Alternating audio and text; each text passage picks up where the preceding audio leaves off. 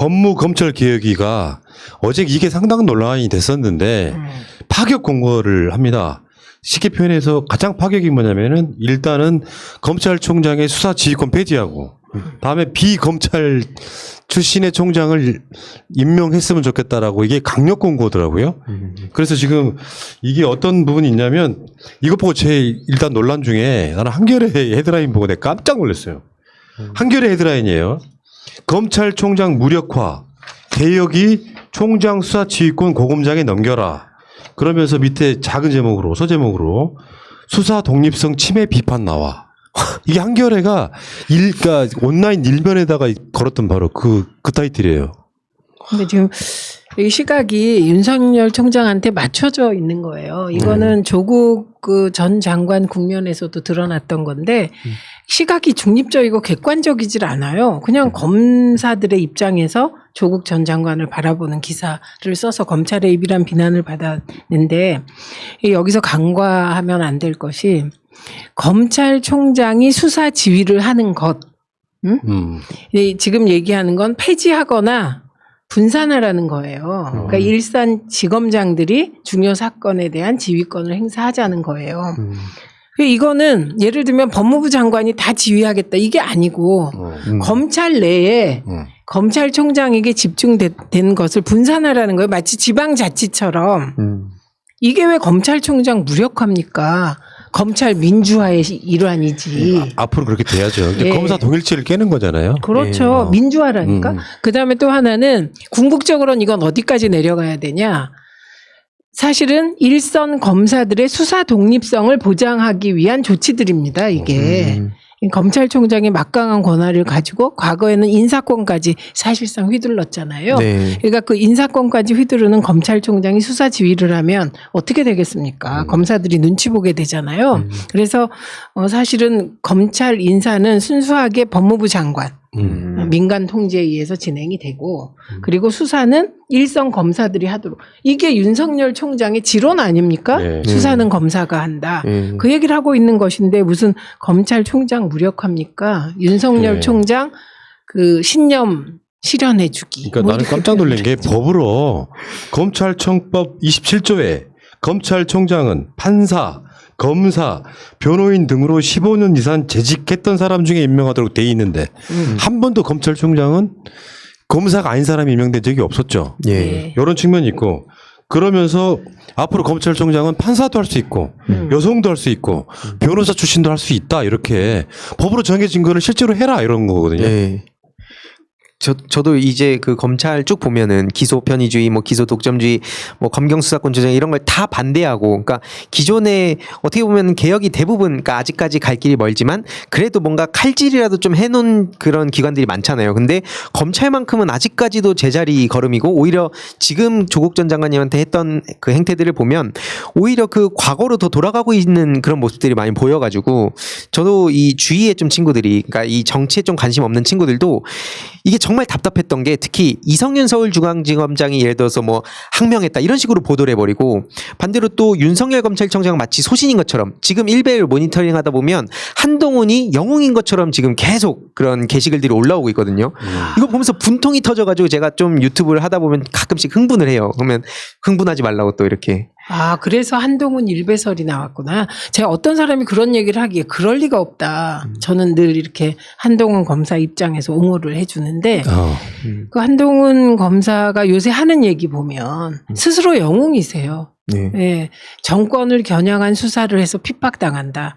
나는 구속되고 기소될 것이다. 나는 기소될 것이다. 뭐 이런 류의 얘기를 하잖아요. 그런데 그거는 예를 들면 권력을 수사해서가 아니라 그러니까 우리가 보기엔 범죄에 대한 피의 사실로 인하여 기소되는 건데 그걸 그렇게 치환하는 것이잖아요. 근데 그게 이미 일베에서 일단 네, 일베에서는 지금 영웅이 다 돼가고 있어가지고 이미 영웅으로 취급을 하고 있습니다. 한동훈이 대선 나오겠네요. 아 그래서 그 다크호스 뭐 이런 식의 얘기가 있습니다. 그러면 이제 우리는 여기서 자연스럽게 의문을 가지게 되죠. 그러면 지지율 10.3%의 윤석열 총장과 지금 영웅이 되고 있는 한동훈 검사는 어떻게 되는 것인가? 서로 경쟁해야 되나요? 그러니까 세상은 권력의 세계는 냉혹한 거예요. 그러니까 네.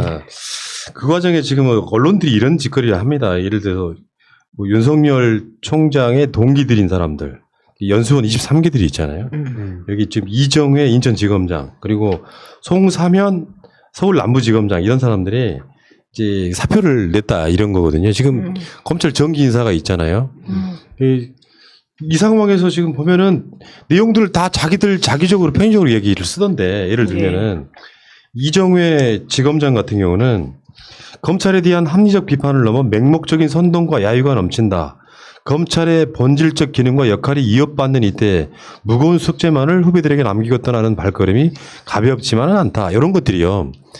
그러니까 예를 들면 윤석열 편에서 글을 쓰면 아까 그 송사면 지검장 같은 경우도 마찬가지로 내가 몸담고 사랑했던 우리 검찰이 오늘날 왜 이렇게 됐을까 생각하면 답답하고 먹먹한 느낌만 들 뿐이다 이렇게 하면 이런 것들을 다 검찰은 잘하고 있는데 국민들이 우리를 비판한다 이런 차원으로만 읽힐 게 아니거든요. 아니 이거는 그 옛날에 보세요. 옛날에 보면 그 왕조가 바뀔 때, 그리고 개혁이 이루어질 때, 보면 그 기득권자들 은 다 이렇게 이런 태도를 취한 겁니다. 지금 검찰 개혁이 진행되는데 검사들의 상당수 그 중에서도 지금 이분들은 보니까 되게 지위가 높잖아요.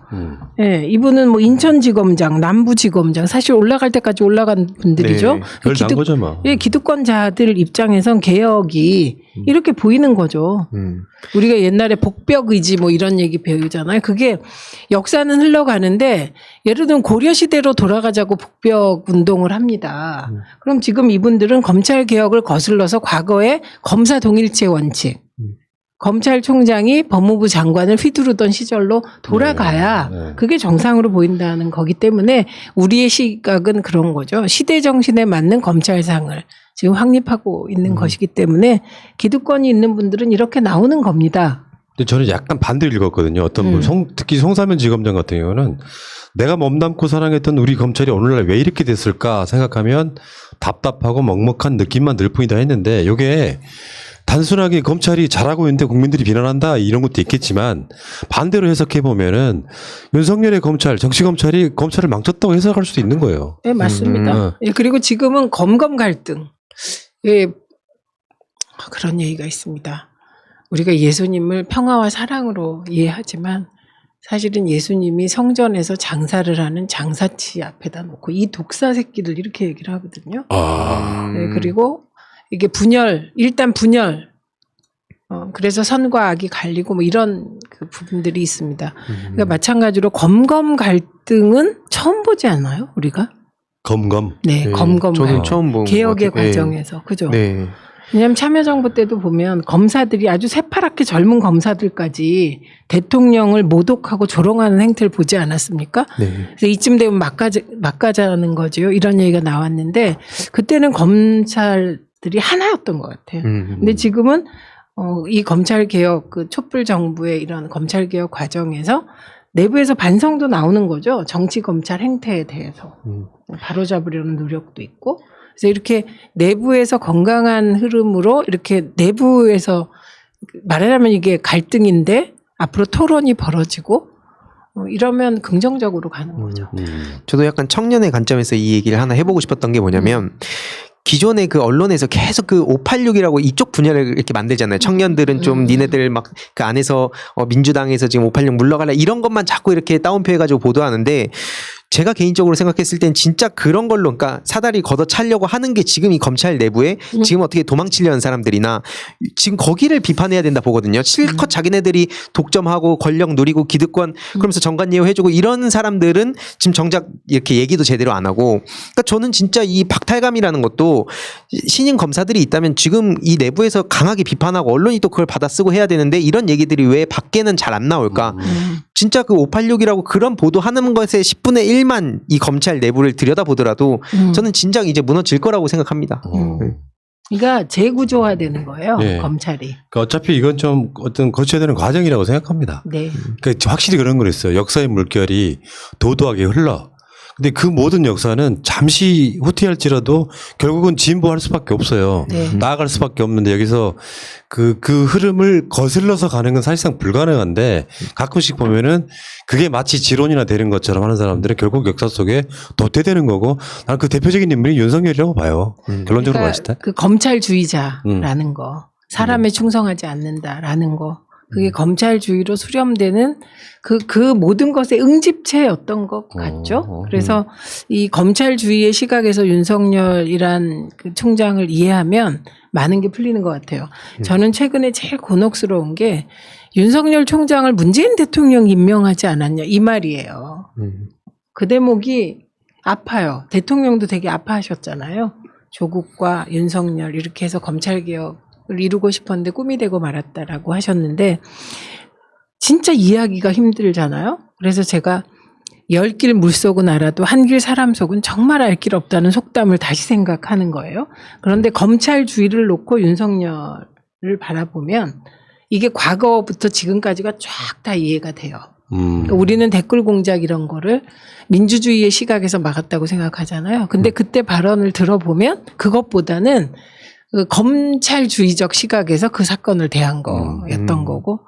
그래서 최근에는 약간 마음이 가벼워진 그런 측면이 있어요. 또 어떻게 보면요. 흐름상 그때 윤석열밖에 없었을 가능성도 있어요. 전 그렇게 보거든요. 그러니까 전 국민이 여론조사 당시에 해보면 1위였어요. 윤석열 총장이. 그러니까 자, 일단 알겠습니다. 지금 검찰총장은 제가 그래서 그런 이야기를 마지막으로 드리고 싶은 거죠. 윤석열 때문에 강제 개혁당하는 검찰. 사실 이렇게 정의하는 게 맞을 것 그 같습니다. 제목 너무 선구자. 좋습니다.